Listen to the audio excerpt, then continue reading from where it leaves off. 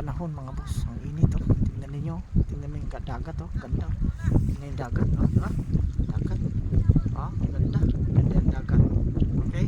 Kaya lang, siyempre, mainit. So, ang gagawin natin ngayon boss, magmamagic tayo ng tubig sapagkat napakainit. Okay? Power of the mind. Gagamitin natin yung ating power of the mind sapagkat napakainit. Okay? Eto na yun. Power of the mind. Okay. Power of the mind. Napakainit ang panahon. Kailangan ko ng tubig. Okay? Kahit hindi masyadong malamig pa sa tubig. Power of the mind. Okay. Eto na. Hop. Magic. Tingnan natin yung tubig.